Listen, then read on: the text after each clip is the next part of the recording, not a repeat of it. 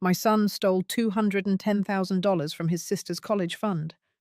Then he shoved me into the kitchen counter when I begged him to give it back. I stood there, bruised, not just on my face, but in a place no mother ever wants to feel broken. And that was the moment I stopped being silent. Because what he didn't know was, I still had one move left. I was folding towels in the laundry room when I heard the front door creak open. It was Brandon. He didn't call ahead, didn't text, just walked in like this was still his house. Mary Beth was upstairs studying, and the house smelled faintly of lemon cleaner. I remember that because it was the last peaceful moment before everything began to shift. Brandon had that smile he used when he wanted something, the kind that looked polite if you didn't know him well, but too practiced if you did. He leaned on the kitchen counter, fiddling with a mug I hadn't offered him. Said he just dropped by. Said he'd been thinking about getting some things in order for the future. Asked if he could take a look at my old documents. Wills, retirement stuff, whatever was left of the paperwork after my husband died. I didn't think twice. He was my son, my only boy. He had his flaws, sure, but I raised him, held him through fevers, scraped his knees, watched him sob when his first dog passed. So I nodded. I gave him the drawer key and went back to folding. That was early May. Life with Mary Beth was quiet, in the kind of way you don't notice until it's gone. She made tea in the evenings, always steeped too long, and we'd sit by the window while she talked about her college plans. We had worked hard to build that stillness. After her father passed, there was a silence in the house we had to learn how to live with. And we did. Until the envelope came. It was from the scholarship liaison. A notice, short, cold, direct. Her college savings account had fallen below the minimum threshold for disbursement. Less than $3,000 remained. The fund we built for 15 years. The one her father started before he was even sick. My hands trembled. I reread it 4 times. Then I checked the balance myself. $2,456, where there should have been $210,000. At first I thought it was a mistake. I called the bank. They confirmed the withdrawals. 6 separate transactions over 2 months. I asked for copies. They mailed me statements. I sat at the kitchen table, heart thudding, tracing every transaction. Large transfers. One went toward a property in Clearwater, another to a dealership in Tampa. The names meant nothing to me, but the signature on the request forms, it was mine. At least, it looked like it. I felt sick. Betrayal isn't a clean break. It seeps in, slow and sour, until everything familiar starts to rot. I didn't tell Mary Beth right away. I couldn't. She had a midterm coming up. She still talked about Princeton like it was real. I couldn't take that away from her. Not yet. I sat in the dark that night. The house didn't feel like home. I kept thinking about Brandon at the counter. The fake smile. The charm in his voice. The way he said, "Let me help you organize things, Mum." And I let him. If you've ever trusted someone so deeply that you stopped protecting yourself, then you might understand what I was feeling. It wasn't just the money. It was the lie wrapped in a hug. The theft delivered with a kiss on the cheek. And I know some of you listening might be thinking, that couldn't happen to me. But the thing is, it doesn't happen overnight. It happens in inches. It happens when love and trust get used as tools. Back then, I still believed I could talk to him. Still believed he'd come clean. But I didn't know yet that my son had already decided who mattered and who didn't. And I certainly didn't know what he'd do when I asked him to give it back. That part, I'll never forget. I waited until the house was quiet. Mary Beth had gone to bed early, her textbooks stacked neatly on the coffee table, her mug of cold tea forgotten beside them. I sat alone at the kitchen table with the folder from the bank, the pages spread out like pieces of something broken I could never quite put back together. I found the forms, each one authorizing a withdrawal, each one signed with my name. I hadn't signed them. I knew I hadn't. But they looked exactly like my handwriting. Same tilt, same slight hesitation at the end of my last name. My hands shook. The room felt too still. I pulled out the small metal box I kept in the back of the pantry. Inside were copies of every legal document I had touched in the last 20 years. Taxes, old wills, Brandon's student loan paperwork from when he was 22. I found my original signature on a form from the Social Security office. I laid it side by side with the ones from the bank. At first glance, they matched. But the longer I looked, the more the differences came into focus. The ink pressure, the spacing. It was like someone who had studied me too well had tried just a bit too hard. Brandon. The realization settled in slow, not like a flash of lightning, but like the tide crawling up your legs before you notice you're drowning. I remembered the week he asked for my financial paperwork. He had come over 3 times that week. Once he had even offered to take the recycling out, said he was just helping out while he could. I had smiled, grateful, thinking this was him trying to be close again. Now I saw it differently. Every kind word, every helpful gesture, every quiet moment in my home. It had been a setup. I needed more proof, something that didn't depend on signatures. I called the bank again the next morning, pretending I was confused about the process, and asked if they could confirm which device or IP address had initiated the online transfers. The woman on the line was polite but firm, said that kind of information required a formal investigation. I thanked her anyway. That afternoon, I called Lane.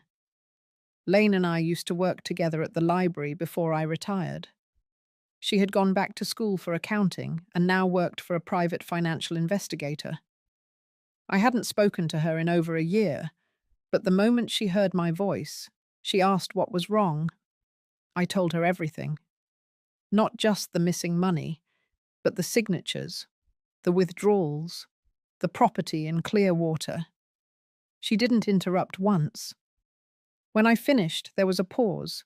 She said she'd come by the next morning. Lane showed up in jeans and a blazer, holding a worn leather bag and a laptop. She didn't waste time. She opened the statements, scrolled through my emails, asked me questions about when Brandon had been in the house. She took notes. Quiet.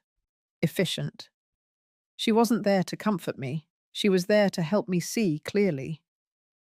By late afternoon, she leaned back in her chair and looked at me differently.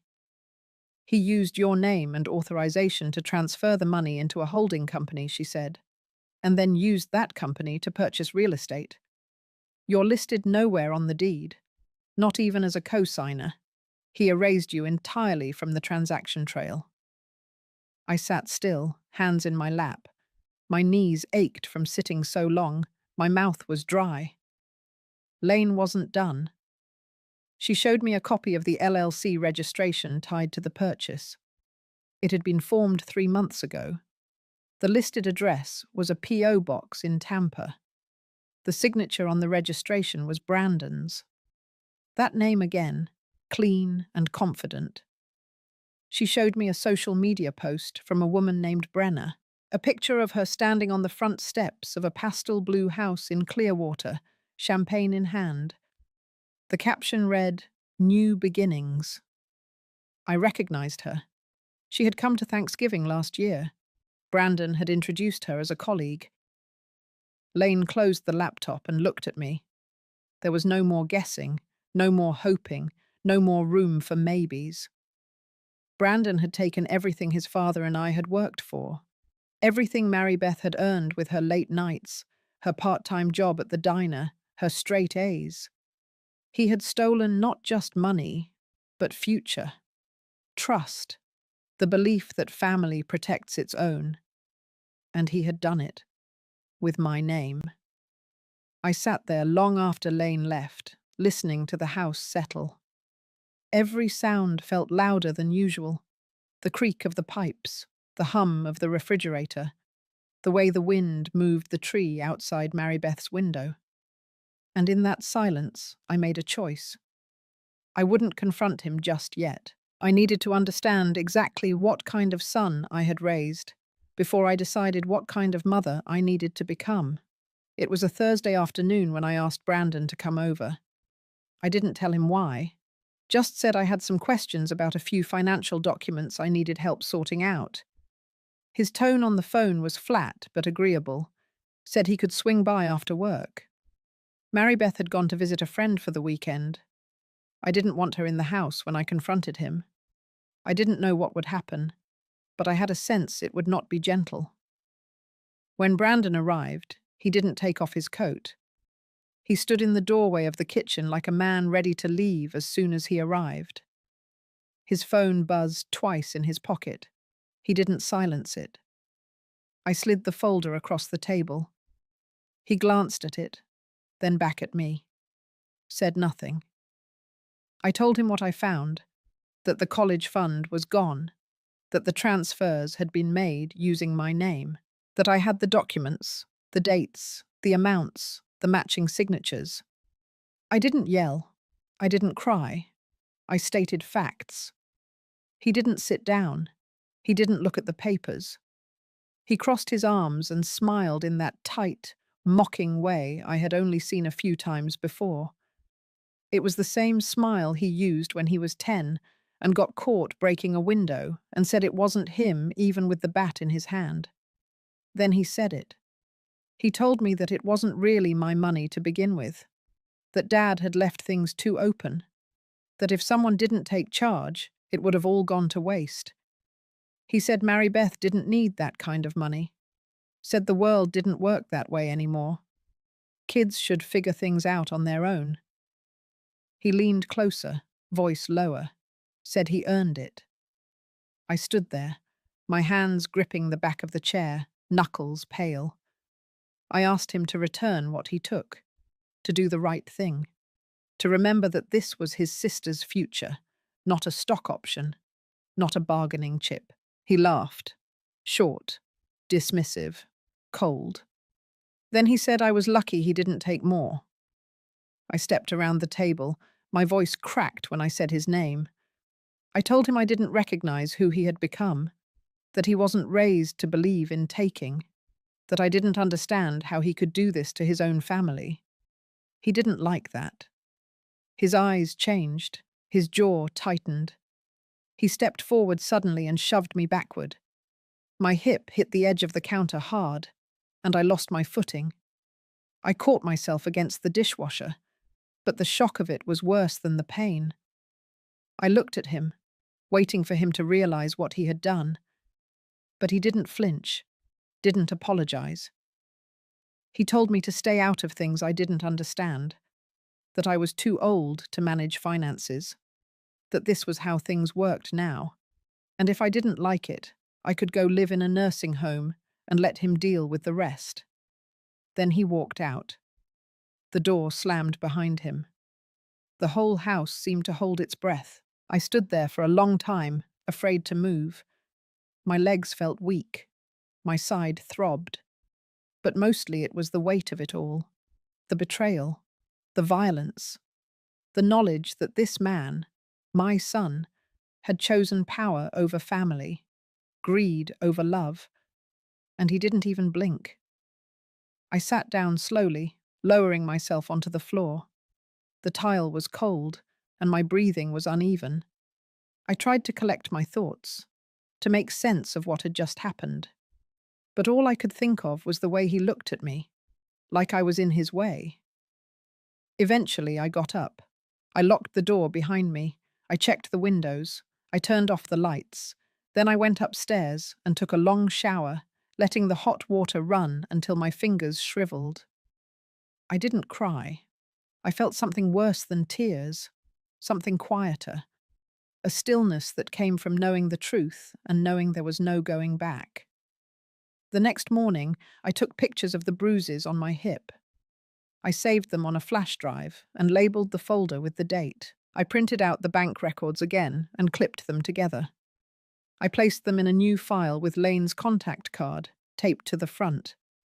Then I sat at the kitchen table and made a list, not of what I had lost, but of what I had left, what I could still do, what was still mine.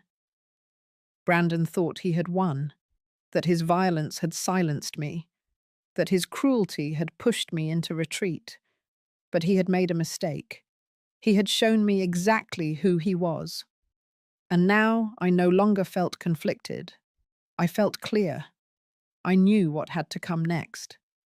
The morning after Brandon shoved me, I didn't wake up with rage.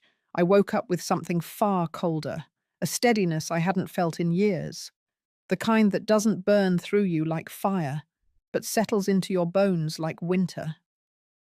I didn't cry. I didn't shake. I made coffee, turned on the porch light, and waited for the sun to rise. Then I called Lane. By the time she arrived, I had already sorted the documents by type and date. Photocopies of the withdrawal slips, screenshots of the fake signature forms, photos of the bruises, the timeline, the bank contacts, and a list of everything I remembered Brandon saying when he pushed me. Word for word. Lane didn't say much, just looked through the pages and nodded. Her eyes stopped when she got to the photo of Brenner on the porch of the Clearwater house. She tapped the edge of the printout once, like it confirmed something she had suspected. She pulled her laptop from her bag and got to work. For the next few hours, my kitchen turned into something else. Not a place for tea and toast, but a quiet command center. Lane's fingers moved fast. She requested records from the Florida property database, checked the business registry for Brandon's LLC, looked up recent car purchases tied to his name. Everything was documented, traced, archived. I sat across from her, watching her work. She didn't offer comfort, she offered clarity. And that was what I needed. By early afternoon, she looked up and said something that changed the shape of the air around us. He didn't just use your name. He impersonated your authority as financial custodian of the college fund, which, according to the legal documents you signed when Robert died, makes this not just fraud, but a violation of a fiduciary trust. Those words sat in my mind like bricks. Fiduciary trust. I hadn't even remembered that detail. When Robert passed, we had designated that account with my name as custodian for Mary Beth until she turned 18. There were legal safeguards, and Brandon had bypassed every one of them. Lane asked if I still had the original paperwork from the trust. I did. It was in the fireproof box in my closet upstairs. I brought it down, and she took photographs of each page. Then she asked if I had a lawyer. I didn't. Not since Robert. But I remembered someone. Timothy Ashby. He had handled our estate planning years ago and now served part-time on the community council. Lane raised an eyebrow when I mentioned his name. She knew him, said he was still practicing and had a reputation for being quiet, strategic, and deeply loyal to old clients. She told me to wait before contacting him. First, she wanted to send everything in a clean brief, organized, legally sound. That way I wouldn't be showing up with a folder full of emotion, but a case built on paper and proof. I agreed. Lane spent the next 2 days assembling the package. She even included a cover memo detailing the timeline, violations, and potential legal ramifications. Everything was dated, labeled, and cross-referenced. I watched her build a case, not just against a criminal, but against the son I raised. There was something shattering about that. But I didn't stop her, because I knew this wasn't just about the money anymore. It was about my name, about the years I had spent putting everyone else first, about Mary Beth, about the silence I had swallowed when Robert got sick, about the way I had let things go, because it felt easier than confrontation. That time was over. On the third morning, Lane handed me a flash drive and a printed binder. Said she would email the digital copy to Mr. Ashby, but it would be good for me to bring it in person too. Said it helped lawyers see that I was serious, that I had the will to follow through. I made an appointment for the following Tuesday. Then I walked into Mary Beth's room. She was sitting cross-legged on her bed, textbooks open, her earbuds in. I sat on the edge of the bed and waited for her to notice me. When she pulled out her earbuds, I told her everything. Not all at once, not the legal words, not the full damage, but the truth. That the money was gone, that Brandon had taken it, that I was working to fix it, but it would take time. She didn't speak right away, just stared at me. Then she asked if he had hurt me. I told her yes. She took a breath, sat up straighter. I saw something settle behind her eyes. Not panic, not fear, something sharper. She nodded once and said she wasn't surprised. Said she had seen the way he looked at her last Thanksgiving, like she was an inconvenience. She said she had never trusted him fully. And then, in the softest voice, she said thank you. Not because I fixed it, not because I had answers, but because I told her the truth. That night, I couldn't sleep, not because of fear, but because I knew what had begun. This wasn't just a betrayal. It was a reckoning, and I was finally ready to face it. Mr. Ashby's office hadn't changed much since Robert and I last sat there, signing the final pages of our wills. The same old photographs lined the wall, black and white portraits of early city councils, rows of proud faces and stiff suits. The air still smelled faintly of tobacco and lemon oil. He greeted me with a calm nod, then gestured for me to sit, never once asking how I was. That, somehow, was a relief. I handed him the binder Lane had prepared. He adjusted his glasses and read for a full 15 minutes in silence. I sat still, hands folded in my lap. When he finished, he closed it with a quiet thump and looked at me for the first time. He said the situation was serious. He said what Brandon had done fell under several legal violations, and if I chose to press forward, there would be real consequences. Not just financial restitution, civil penalties, potential criminal exposure. He said the impersonation of a fiduciary custodian, especially of a fund intended for a minor, could be pursued more aggressively than standard fraud. I told him I wasn't here to destroy my son. I was here to protect my daughter. And my name. He nodded. He understood. Then he said something that stayed with me. Sometimes the hardest part of justice is how long it takes to look like mercy. I left his office with a calm that didn't feel like peace, but something sturdier. Resolve.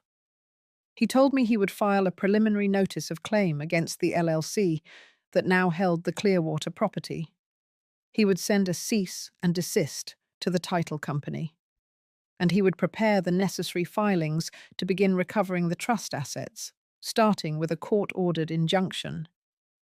That evening, Lane returned with another folder, this time containing public records she had pulled on Brenna, Brandon's mistress. Her real name was Brenna Talcott. She had one prior bankruptcy, 2 failed businesses, and had been listed as co-owner of a short-lived event company that folded mid-pandemic. Her online presence was curated, polished, designed for image. But the real Brenna was someone who knew how to spot an opening and take it. It stung to admit, even in silence, that my son had been so easily manipulated, but I could no longer separate his choices from his character. He had made 1,000 decisions between the first lie and the last push. She might have joined the game late, but he built the board. By the end of the week, Timothy had delivered the first formal filing to the county court. I received a stamped copy with a temporary injunction freezing any future transactions involving the house in Clearwater. Brandon could not sell, lease, or transfer it. That was the first real breath I had taken in days. But nothing stayed still for long. The following Sunday, as I came home from the grocery store, I found Brandon sitting on my porch, hands in his jacket pockets, head down. He didn't look up until I was halfway to the door. I kept my keys in hand. I didn't invite him in. He stood slowly and said he just wanted to talk. I said he had 5 minutes. He told me I had embarrassed him, that the filing had made it impossible for him to move forward with a business loan, that Brenner was furious, that people in his circle were asking questions. I didn't respond. He shifted, tried a softer tone, said he was under pressure, that he made a mistake, that I should have come to him privately instead of trying to ruin his life. Still, I said nothing. Then he raised his voice, said I was overreacting, said it wasn't like I needed the money, said Marybeth would land on her feet, that this was about pride, not justice. I looked him in the eye and told him he was wrong, told him this was about truth, that no child, no matter how loved, had the right to rewrite someone else's story. He didn't like that. He turned sharp again, told me I was choosing Marybeth over him, that I'd always done that maybe this was why he had to take things into his own hands. I didn't flinch. I told him he had already made his choices, and that I was now making mine. Then I opened the door and walked inside. I locked it behind me. That night, I sat down with Marybeth and showed her the court documents. She read them quietly, her brow furrowed. She asked a few questions, nothing she couldn't process. Then she placed the papers down and said she wanted to help. I told her she already was, by living with Grace in the middle of something that wasn't her fault. In the days that followed, Brandon did not return, but emails from his attorney arrived. Angry, defensive, full of spin. Mr. Ashby handled each one with precision. He wasn't trying to crush Brandon, he was simply making sure the line stayed clear. There is no excuse for theft, not from a stranger, not from a neighbor, and certainly not from a son. The silence between Brandon and me stretched longer with each day. Not empty, but full of things unspoken. I wasn't waiting for an apology. I was building a life where I no longer needed one. A life grounded not in what had been taken, but in what I refused to give up. My dignity, my daughter's future, the truth, my voice. And somewhere inside that silence, I began to feel something I hadn't touched in weeks. Control. Under a pale morning sky, I stood at the kitchen window watching frost settle over the hedges. The house was silent, but not heavy. It was the kind of quiet that feels earned. After everything that had unraveled, I had expected to feel hollow. Instead, I felt clear. Timothy called that afternoon. He said the court had granted an emergency hearing to review our injunction. Brandon had filed a counter-motion claiming hardship and attempted to argue that the funds were a gift. Timothy didn't sound rattled. He said we had the documentation to show otherwise. The hearing was set for the following Wednesday. I didn't tell Marybeth right away. She'd been sleeping better, eating again, laughing with her classmates over long video calls. I didn't want to pull her back into the tension unless I had to. That night, I reviewed everything Lane and Timothy had prepared. The digital trail, the withdrawal history, the falsified signature patterns. It was like reading a diary I hadn't written. The decisions Brandon made, one by one, stitched together a version of me that had never existed. A woman who would betray her own daughter. A woman who would fund a stranger's lifestyle and call it love. I wasn't going to let that fiction stand. When I walked into the courthouse, I wore the same navy coat I had worn to Robert's memorial. I hadn't put it on since that day. It still smelled faintly of cedar. Lane came with me. She carried 2 folders and didn't say much, just walked beside me, her steps steady and sure. Brandon arrived 5 minutes before the session began. He wore a grey suit too tight at the shoulders, like he had borrowed it. His lawyer followed, a younger man with slicked hair and a voice built for negotiation. Brandon didn't look at me. I didn't look away. The judge was a woman in her 60s, with sharp eyes and no patience for theatrics. She reviewed the injunction, asked questions about the trust account, and made it clear that the purpose of the hearing was not to resolve the entire case, but to determine whether Brandon's control over the Clearwater property should remain frozen. Timothy spoke with precision. He presented the trust documentation, highlighted the custodial role I had legally held. He explained the timeline, how Brandon accessed the funds, transferred them, and concealed the purchase under a separate entity without consent or legal standing. Brandon's lawyer claimed family misunderstanding. He implied that I had grown forgetful, that Brandon believed the funds were freely given, that no malicious intent had occurred. Then the judge asked for the signatures. We provided both sets, mine and the ones used in the withdrawal documents. She compared them, slowly, silently. After a long pause, she looked at Brandon and said she would not be lifting the injunction. She said the pattern of behavior warranted further investigation and noted that Brandon's justification lacked substance. Then she set a date for the formal trial. As we left the courtroom, Brandon finally looked at me. His expression was tight. No remorse, no regret, just calculation. It hit me then. He hadn't come to clear his name. He had come to win. And now that he hadn't, something in him had shifted.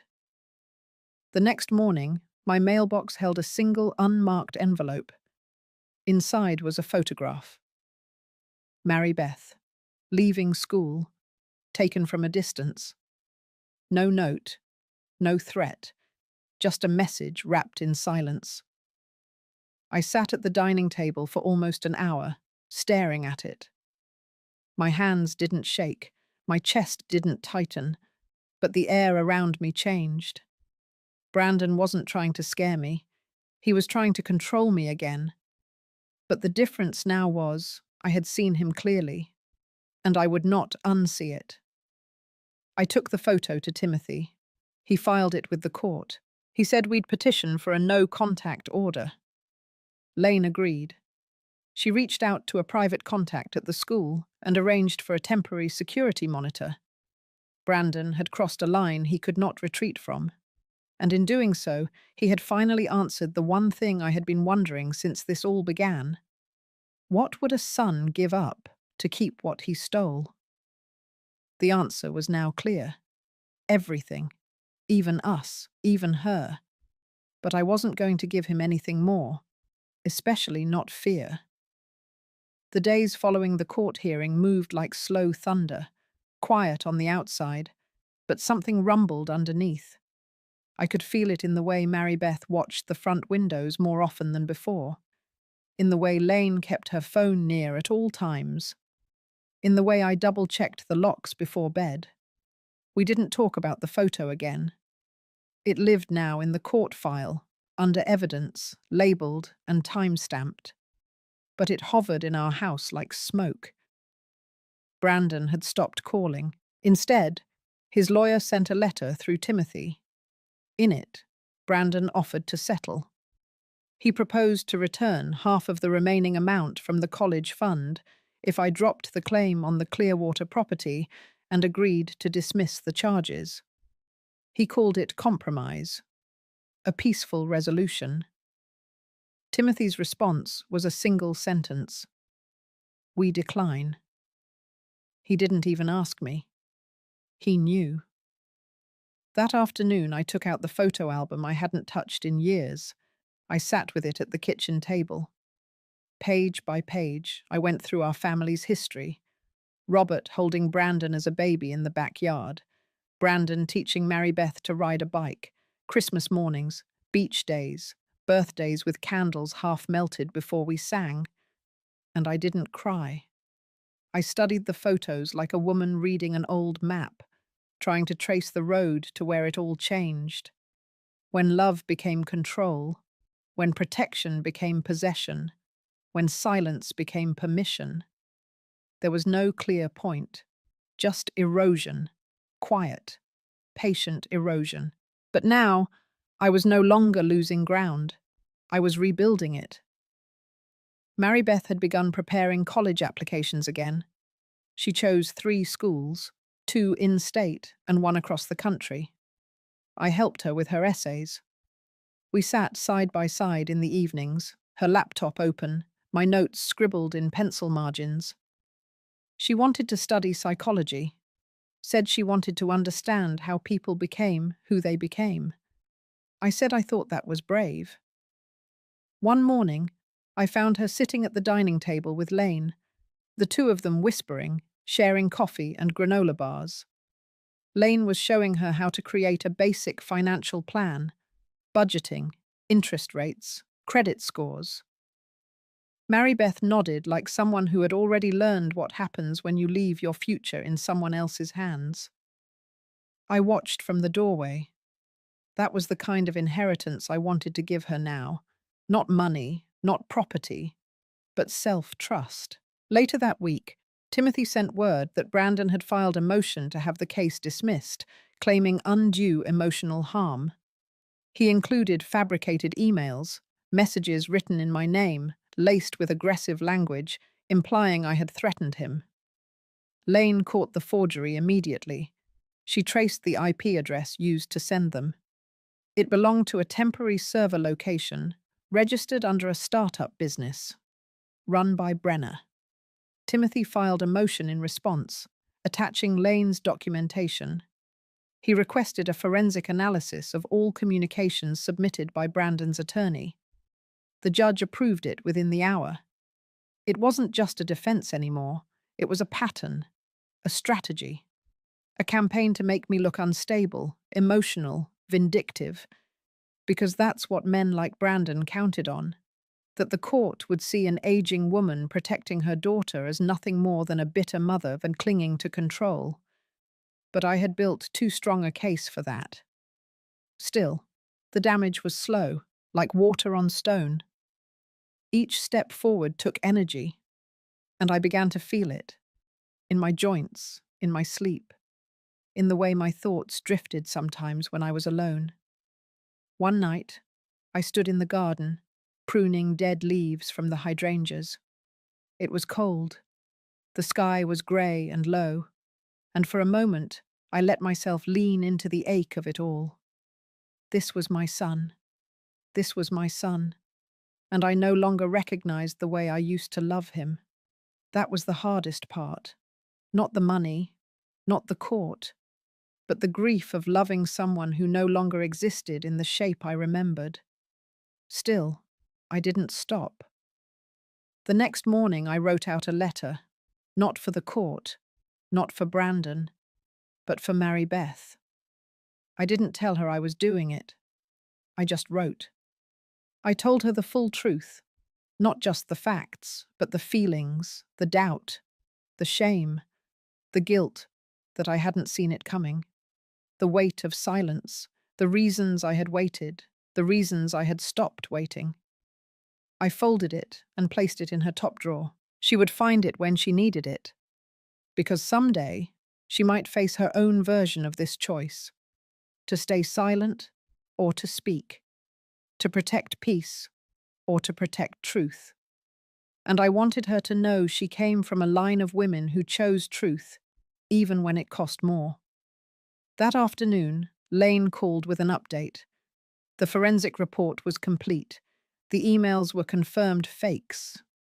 The judge sanctioned Brandon's legal team for submitting false evidence, a fine, a warning, and an official note entered into the case record that the plaintiff had attempted to mislead the court. It didn't end the case, but it changed the story. We weren't just a mother and daughter trying to reclaim stolen money. We were witnesses to a deeper crime, a man trying to erase the people he had hurt by painting them as the problem. But the paint no longer stuck, and the truth was beginning to shine through. By the time we reached February, the frost had softened and the court date was locked in, March 15th. A quiet date. No birthdays, no anniversaries. Just a date that would come and go like any other day on the calendar, except for us. It would mark the end of pretending. Timothy called and asked if I wanted to give a personal statement. Not mandatory, he said, but it could carry weight. I told him I would. Not because I wanted to speak, but because I needed to be seen. I had spent too long invisible in my own story. Over the next few days, I rehearsed in the early mornings. I read out loud to the silence in my kitchen. I stood in the living room after Mary Beth had gone to bed and spoke my truth into the walls. I didn't memorize it. I let it come through me each time a little differently. I wanted it to feel real when I finally stood in that courtroom. Not a performance, a reckoning. Brandon, meanwhile, had gone quiet again. No new filings, no phone calls, no more letters.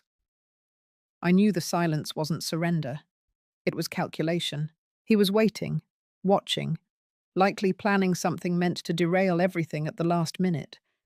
He always preferred ambush to confrontation, but this time I had something stronger than strategy.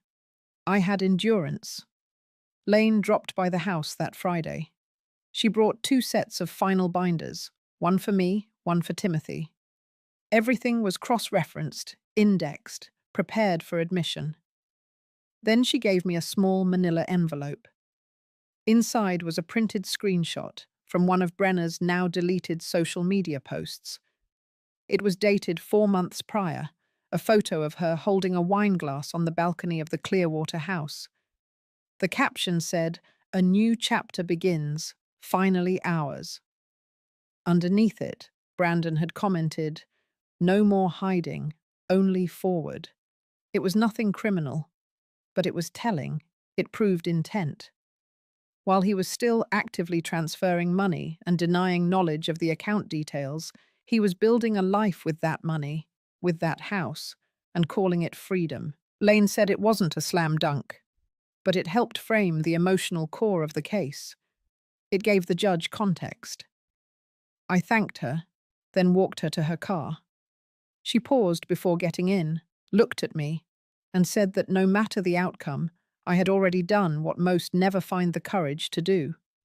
I didn't answer, just nodded and held her gaze. There are some compliments you don't respond to. You just carry them. That weekend, Mary Beth came home from her part-time shift at the diner with a small envelope of her own. Inside were brochures from the colleges she had applied to, each one marked with little sticky notes on the pages that excited her most. Course descriptions, student-led clubs, dorm room layouts. I sat beside her at the table and let her explain each one. Her eyes lit up as she talked about campus life. Late-night studying, internships, student-run clinics. Her voice carried that fluttering energy only a 17-year-old can summon after surviving disappointment. She was coming back to life. And so was I. Sunday evening, I found myself in the attic. I hadn't been up there since Robert died. It still smelled like cedar and insulation. I opened a few old boxes, not to chase memories, but to sort what would stay and what would go. It was a strange thing, that urge to clean before a trial, but I think I needed to feel control over something. In one box, I found an old checkbook ledger, the last one Robert had used before he fell ill. Tucked between the pages was a note in his handwriting. It wasn't addressed to me, just a quote. "Your name is your shelter. Keep it dry. Keep it true." I sat on the attic floor for a long time with that note in my lap. Maybe Robert knew something about what was coming, or maybe he had learned it the hard way himself. Either way, I took that paper and brought it downstairs, framed it. Put it by the front door. By Tuesday, the weather had turned. Rain rolled through in thick grey sheets. I sat at the kitchen table while Timothy and Lane walked me through courtroom logistics one final time. Where I'd sit, when I'd speak, what to do if I felt overwhelmed. They had even arranged for a trauma-informed court advocate to be available, just in case. I didn't think I'd need it, but knowing it was there made all the difference. The day before the trial, Brandon's lawyer sent one last document, a revised settlement offer. He would return 70% of the funds if we agreed to seal the court records and sign a non-disclosure agreement. He wanted silence, again. This time, Timothy didn't answer for me. He let me decide. I didn't hesitate. I said no. Not because I needed revenge, but because my story was not a secret. It was not shameful. It deserved to be told in the light. I spent that evening walking through the house, turning off lights one by one, letting myself feel the full weight of what was ahead. It wasn't fear that filled me. It was readiness. Brandon had stolen more than money. He had tried to take my name. But what he didn't understand was that names are not made of ink and paper. They are built on choices, on silence broken, on daughters defended. And mine had never been clearer. The courtroom was quiet when I walked in. Not silent like a church, but heavy with the kind of stillness that settles when something serious is about to begin. The walls were pale beige, the chairs scratched slightly against the tile. I remember the way my heels echoed across the floor, how the sound didn't match how small I felt inside. Mary Beth wasn't with me. That was a choice we made together. She wanted to come, but I told her this was mine to carry. I didn't want her last memory of high school to be watching her brother try to deny her future. Lane and Timothy sat on either side of me. Their presence was quiet, solid, not like guards, more like anchors. I kept my hands folded in my lap, nails bare, no jewelry, nothing to distract, just me, the mother, the trustee, the woman whose signature had been forged, the woman who was finally speaking. The judge called the case into session. Brandon sat across from me, 2 rows over, one chair closer to the bench. He looked thinner than I remembered. Not weak, but restless. His suit was sharper this time, dark blue, tailored, his expression unreadable. Beside him, his new attorney sat tall and stiff, flipping through notes. The opening arguments began. Timothy stood with calm resolve and laid out the case.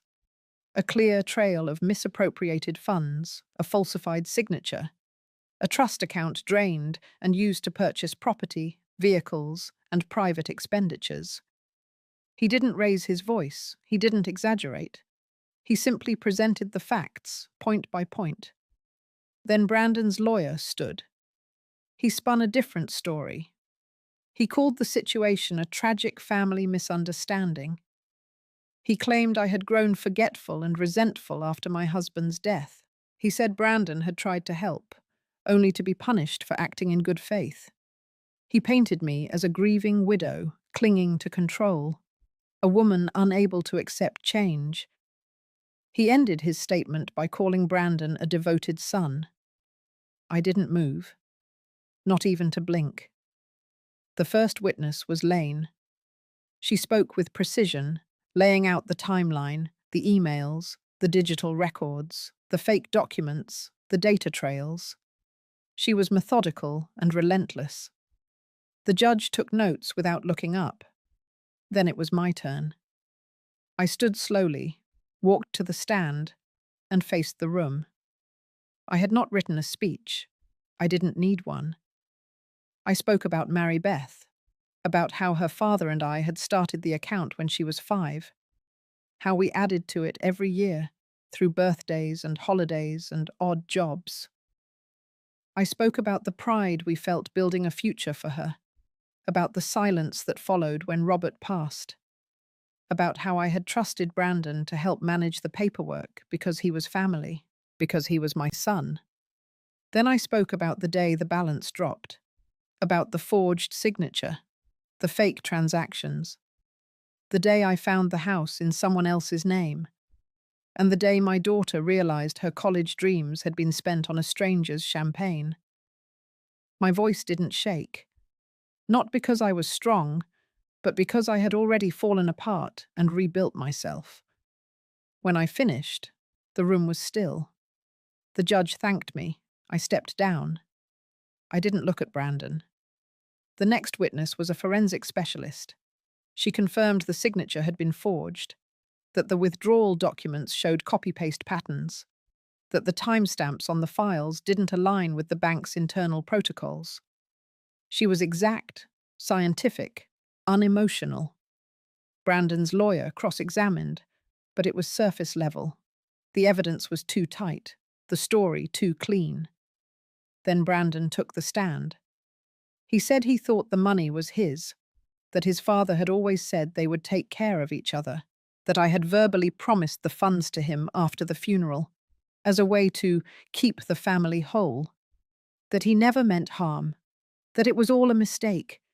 He said Mary Beth was young, that she'd have time to rebuild, that what was done was done. He said I was making this harder than it needed to be. He said he was sorry I felt betrayed. That last line sat in the air like sour smoke. Timothy's cross-examination was short. He asked one question about the timeline of the Clearwater Properties purchase and the trust account depletion. Brandon stammered, then paused, then blamed the escrow office. The judge called for recess. We stepped outside. I sat on the bench by the vending machine and drank warm water from a paper cup. Lane sat beside me. She didn't say anything. She didn't need to. That afternoon, the judge delivered her preliminary findings. The court acknowledged sufficient evidence to proceed with the full civil claim. Brandon was found liable for breach of fiduciary duty, financial misconduct, and forgery. A formal restitution process would begin. The house would be placed under temporary receivership until a full financial audit could be completed. The court also issued a civil protective order preventing Brandon from contacting me or Mary Beth until further notice. The trial wasn't over, but the air had shifted. Something had broken loose. Not the bond between mother and son. That had broken long ago. What broke now was the illusion that he could still win this through performance. And what settled in its place was truth. Unflinching, documented, irreversible. Under the pale sky of early spring, the world outside felt deceptively quiet. Trees were beginning to bud, and cardinals chirped on the edge of the porch railing like nothing in our lives had ever unraveled. But inside me, the storm had only just begun to settle. The court had ruled in our favor for now. Brandon was restricted, restrained, exposed. And yet there was no comfort in that victory, not the kind I used to imagine. There was no relief, only a strange kind of stillness, like standing on the shore after the wave has pulled back and not knowing if another one will come. Timothy called that morning. The judge's ruling had been processed. The next hearing would finalize the restitution terms. The Clearwater house would be frozen under financial receivership. The court would assess how much of the stolen funds could be recovered. That process, he said gently, would be long, possibly years. I thanked him, then sat at the kitchen table with a blank sheet of paper. There were things I needed to do that the court couldn't handle. Mary Beth's future needed rebuilding, not just the account, but her faith. Her belief that the people she trusted wouldn't turn on her for convenience, that she could still step into the world without looking over her shoulder. She didn't say much about Brandon anymore. I think that silence was a kind of scar, a protective layer. Some wounds don't bleed out loud. I started drafting a new trust, a separate one. Lane helped. We built it from the ground up with new terms, new custodians, all fully transparent. I placed the new funds into a college reinvestment vehicle under her sole name. Every document bore only my initials and hers. Every clause was reviewed twice. It wasn't just money. It was a declaration. You matter, and no one will take that from you again. That same week, the attorney representing the receivership contacted Timothy. She explained that Brandon and Brenner had vacated the property without notice, left furniture, decor, even a few unopened packages in the driveway. No keys returned, no forwarding address. Lane said it was expected. Men like Brandon rarely face things head-on. They retreat, reinvent, start over somewhere else where no one knows the full story. But now, at least on paper, his story would follow him. The court ruling would be public. The restitution filing would remain on record. And Brenner's digital footprint was already tagged in every legal blog that had picked up the case. It wasn't revenge. It was consequence. I had begun to understand the difference. A few nights later, I walked past Mary Beth's room.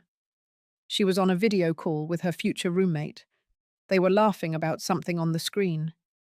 She had printed out a photo of their dorm building and taped it to the side of her bookshelf. I paused at the doorway, just long enough to memorize the sound of her laugh. Then I went back downstairs and opened the last drawer of Robert's desk. Inside was a worn legal pad with faded pencil marks. A list of things we'd hoped to do once we both retired. Visit the Grand Canyon. Take a train to Canada. Try cooking a French recipe without burning it. I ran my fingers over the paper, tracing his old, neat script. Most of those things had never happened. But I realized something as I read them now. Back then, we had made plans in the quiet belief that time was endless, that trust was forever, that family would hold. But life taught me otherwise. So I began my own list. It wasn't grand. It wasn't even long. It started with this. Take Mary Beth to orientation yourself. Walk with her across the campus. Let her see you proud. And this, keep the garden this spring. Replant the lavender. You always loved the scent. And this, say his name less in your head. Say hers more. The next morning I walked into the garden just before sunrise. The grass was wet. The air was cold. I stood at the edge of the raised beds, hands in my pockets. The hydrangeas had survived the frost. Stubborn things. They held on even when the cold lingered too long. I decided I would too. Because this chapter wasn't about loss anymore. It was about choosing what to carry forward. I had no desire to punish Brandon further. I no longer needed to understand what had broken in him to make him what he became. That was his burden now. Mine was lighter, and mine was mine. The official letter arrived on a Thursday, thick paper, embossed seal. I opened it at the kitchen counter next to the bowl of apples I had just washed. It confirmed what Timothy had already told me on the phone. The court had approved the full restitution judgment. Brandon was to repay $193,000 in structured payments over the next 7 years, with annual interest applied. The Clearwater house would be sold under court supervision, with proceeds distributed accordingly. It was done. Not finished, but settled. There would be no appeal, no renegotiation, no last-minute offer hidden in a courier envelope. I held the letter in my hands, stared at it for a long time, then folded it neatly and slid it into the drawer next to the old takeout menus. And just like that, the fight was over. That night, I sat on the back porch and watched the sky turn from amber to slate. A small breeze stirred the chimes near the gutter, and for the first time in months, I noticed the way silence could be soft again. Not empty, not tense, just still. Mary Beth came outside later and sat beside me. She didn't ask what the letter said. She had seen enough papers on our table to understand that sometimes the weight of a document isn't in the words, but in the ending it carries. We didn't speak for a while. We just listened to the night. Eventually, she leaned her head on my shoulder. I rested my hand over hers and closed my eyes. In the morning, I cleaned out the last of the court boxes. Lane had offered to archive everything digitally, and I told her yes. I didn't want stacks of printed pain taking up space in our house anymore. I sorted through folders one final time before letting them go. Some held statements I had read in tears, others were cold, clinical, forensic reports, account charts, payment timelines. All of them had once felt like weapons. Now they felt like dust. I walked down the hallway and opened the door to the small spare room, the one Robert had always used as an office. It had become a storage space, but I cleared it that afternoon. A new bookshelf, a small desk, 2 chairs. I wanted that room to become something else. Not a shrine, not a hiding place, a space for growing forward. Later, I printed a photo, one of Mary Beth and me, taken at the campus tour last weekend. She had asked a stranger to take it, her arm around my shoulder, my smile not forced. It was the kind of image that didn't need explanation. It belonged in that room. The next few days passed without incident. No calls from Brandon, no letters from his lawyer. The silence didn't feel ominous anymore. It felt earned. Lane stopped by to drop off the final digital files. She gave me a small flash drive and said she had backed it up in the cloud as well. Then she hugged me longer than usual. I told her thank you. She smiled and said I didn't owe her thanks, but I gave it anyway. Some words are less about owing and more about honoring. The garden had started to bloom again. The lavender was strong this year. I clipped a few sprigs and placed them in a jar near the kitchen sink. The scent filled the room like a quiet reward. I kept thinking about Robert, about how he used to say life had a way of circling back to center. I hadn't believed him then. But now, standing in this new calm, I understood what he meant. Center wasn't peace without pain. It was knowing who you were in the middle of it. On Sunday evening, I wrote a letter to myself. It wasn't long, just a few sentences. You kept your word. You stayed present. You told the truth even when no one clapped for it. And you protected your daughter without becoming someone else to do it. I folded it, sealed it, and tucked it inside the desk drawer in the new room. I didn't know what came next. Not in the detailed way I had once planned everything. But I knew this. Whatever it was, I would face it from solid ground. Not broken, not bitter. Whole. Summer came quietly that year. No grand announcements, no dramatic heatwave. Just the slow shift of light and the way the evenings stretched a little longer with each passing week. Mary Beth graduated in a modest ceremony held on the football field behind her high school. Folding chairs, a cheap sound system, families in sun hats and sensible shoes. I sat 3 rows back with my hands folded and my heart steady. When they called her name, she walked tall, shoulders back, chin lifted, no hesitation. She didn't look at me until she reached the other end of the stage. But when she did, her smile was real, and that was enough. After the ceremony, we went out for pie, just the 2 of us. She didn't ask about Brandon. I didn't bring him up. The space between us was no longer about missing pieces. It was about what remained, what we had built again, together. Weeks passed. She packed for college, bought twin sheets and shower shoes, sorted through notebooks, picked out a small lamp she said reminded her of our kitchen. I helped her load the car, then I watched her drive off down the long curve of our neighborhood.